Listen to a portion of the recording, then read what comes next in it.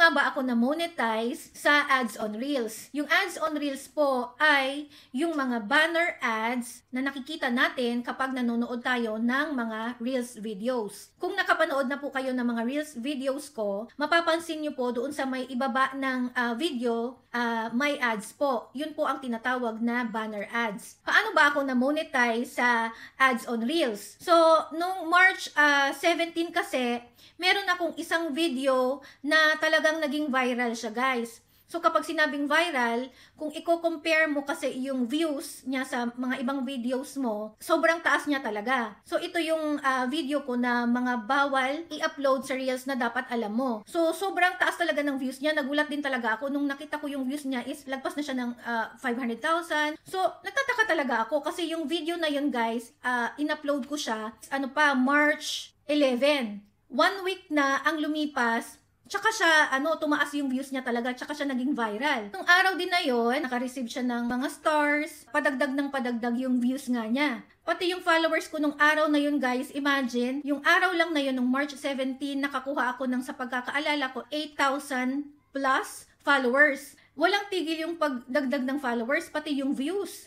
So yun nga, guys, yung mismong araw na yon, yung March 17, na-meet ko kaagad yung requirements ni in-stream ads. Ang requirement kasi ni in-stream ads ay dapat meron kang 60,000 watch minutes para mabigyan ka ng in-stream ads. So, yung araw na yon, nung tinignan ko, meron na siya kaagad na 90,000 plus watch minutes. So, lagpas na siya sa requirement ni in-stream ads. So, yun nga, kinabukasan, ganun pa din, guys. Nadadagdagan pa rin yung mga views niya. May napansin pa rin ako, yung 3 videos ko, lahat yan, nadagdagan din yung mga views niya. So, bale, yung 4 na videos ko na yan, sabay-sabay tumataas yung mga views niya. Araw-araw din, nadadagdagan din ako ng mga followers. Sabi ko, totoo ba to? Sabi ko, hindi talaga ako makapaniwala kasi nga, first time mangyari nga sa akin yung ganyan. So, inisip ko, dahil na-meet ko na nga yung requirements kay in-stream ads, siguro one of these days, mabibigyan ako ni Meta ng in-stream ads. So, yun nga, guys, nung March 23, 6 days lang yung lumipas. Ang lumitaw naman sa monetization tool ko ay ads on Reels. Hindi talaga ako makapaniwala, guys, kasi nga, ang ini-expect ko talaga is yung in-stream ads. Dahil nga, yun ang na-meet kong requirements. Base kasi sa research ko, una ka munang magkakaroon ng in-stream ads, tsaka ka lang mabibigyan ng ads on Reels. Tuwan-tuwa talaga ako, guys, nung nagulat ako, nagulat ako dyan sa hindi ko alam magiging reaction ko nung time na yan, nung lumitaw na yung ads on Reels sa monetization ko, tas nakalagay nga setup. Medyo busy pa kasi ako nung time na yun sa gawaing bahay, ang dami ko pang ginagawa, so hindi ko maasikaso na i-set up siya. Iniisip ko kasi, katulad nung stars monetization, ang tagal niyang i-set up kasi nga ang daming details, ang daming mga fill upan, ang daming mong gagawin para matapos mong i-set up. Inisip ko kasi na yung ads on Reels, baka ganun din. So sabi ko, mamaya ko na lang siya i-set up kapag natapos na yung mga gawaing bahay ko, mamayang gabi na lang. So maya-maya siguro mga after 2 hours lang, nawala yung ads on Reels, guys, pati yung setup. So iniisip ko na lang, siguro sa mga susunod na araw, lalabas na din yan uli. So yun nga, after siguro mga 2 hours uli, lumabas na naman siya. Nawala na yung excitement ko kasi iniisip ko baka ano na naman to, mawawala na naman siya. So yun nga, hanggang gumabi na, hindi naman siya nawala. So sabi ko siguro totoo na to, pwede na tong i-set up. Siguro lang ako dyan, nakadalawang pindot lang, natapos na kaagad. Kapag na-set up mo na yung payout details mo sa stars, kapag nabigyan ka na ng ads on Reels, hindi mo na siya uulitin. Kasi kung ano yung binigay mong payout details dito sa stars, yun na rin yun sa ads on Reels. So yun nga, after no, chinek ko, meron na nga akong mga ads, guys, doon sa mga reels ko.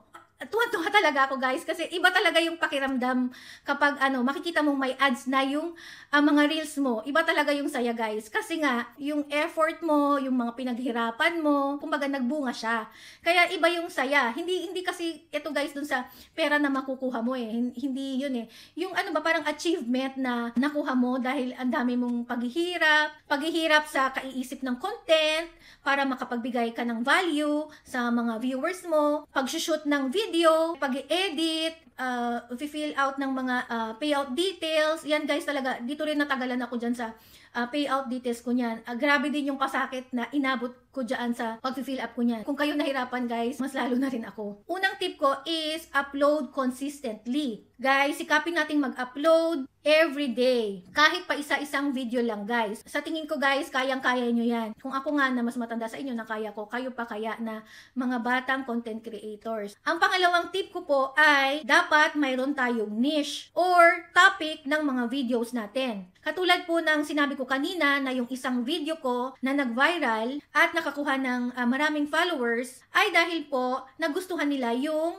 video na napanood nila, kaya din sila nag-follow. So kaya sila nag-follow ay dahil gusto nilang makapanood pa ng maraming videos ng katulad ng napanood nila. Dapat po, kung ano ang gusto ng mga viewers natin, yun po ang ibigay natin.